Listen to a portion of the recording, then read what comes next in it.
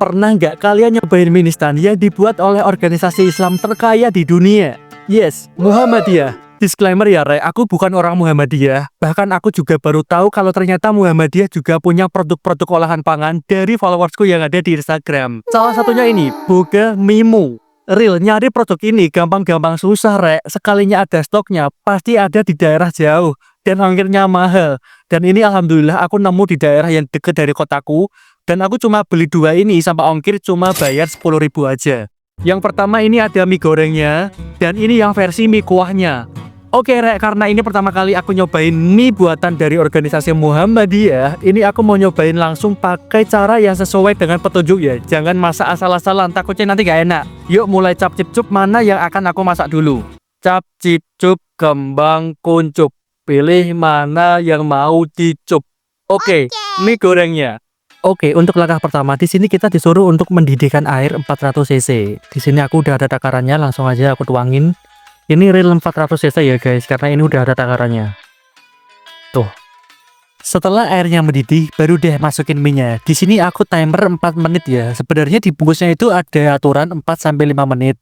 Di sini aku ngambil 4 menit aja deh. Kalian lihat aja nih, air rebusannya bening alias nggak keruh.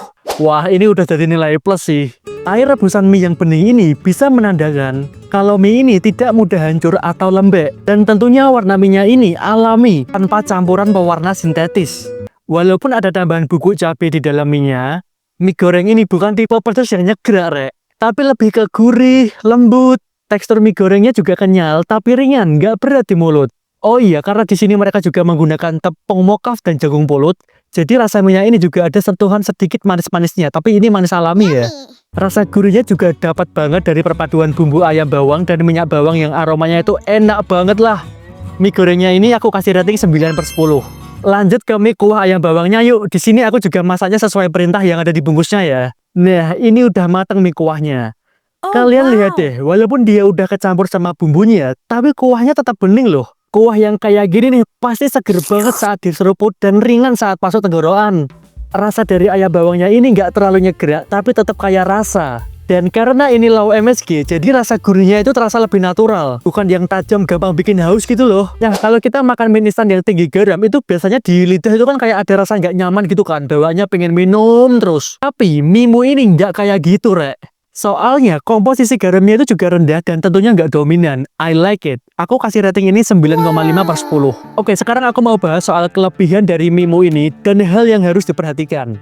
Aku bahas dulu kelebihannya ya. Di sini aku menyorot 2 kelebihan yang bikin aku sampai melongo nih. Pertama, setelah aku melihat nilai gizi yang tercantum baik dari mie goreng maupun mie kuahnya, di sini bisa kita lihat kalau karbohidrat dan proteinnya sangat jomplang ya. Kalian lihat aja deh, proteinnya tinggi loh, 51,52 gram. Jumlah ini tuh tergolong tinggi ya untuk seukuran satu porsi mie instan. Cocok nih buat kamu yang lagi diet. Sedangkan karbohidratnya aja cuma 3,98 gram. Nah lihat deh, ini coba aku bandingkan sama nilai gizi dari mie instan yang sering kita makan. Proteinnya seuprit banget kan, dan lebih tinggi karbohidratnya. Makanya nggak heran kalau kamu makan mie ini langsung ngantuk. Beda banget kan sama nilai gizi dari produk Boga Mimu ini. Kelebihan kedua yang bikin aku salut sama Mimu ini adalah komposisi mie dan bumbunya yang sangat minimalis, Rek.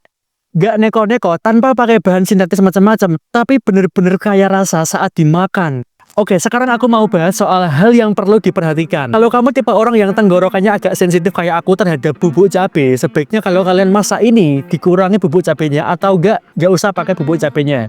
Nah, aku habis makan mie yang versi gorengnya ini, tenggorokanku tuh jadi kayak seret-seret gitu loh. Tapi aku tegaskan, ini bukan kesalahan dari mie-nya, ini kesalahan dari pribadi aku sendiri yang sensitif tenggorokannya sama bubuk cabai. Oke? So, secara keseluruhan, aku sangat suka sama mie ini, dan aku berharap orang-orang Muhammadiyah nonton video ini, supaya kalian bisa menjual produk-produk ini ke Indomaret atau enggak Alfamart. Tujuannya tentunya supaya orang-orang itu bisa dengan mudah untuk membelinya dan merasakan enaknya ini. Soalnya sayang banget loh, mie sebagus ini, dengan kualitas yang nggak kaleng-kaleng, masa nggak disebarluaskan sih?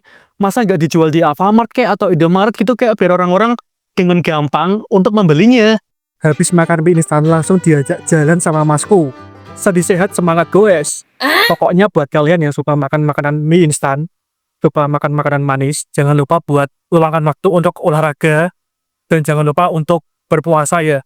Setidaknya dalam waktu seminggu itu ada 1 hari di mana kalian meluangkan waktu untuk berpuasa. Dan sore ini aku berhasil jalan kaki bersama masku udah hampir sejauh 9 km. Gila, kakiku panas, Rek.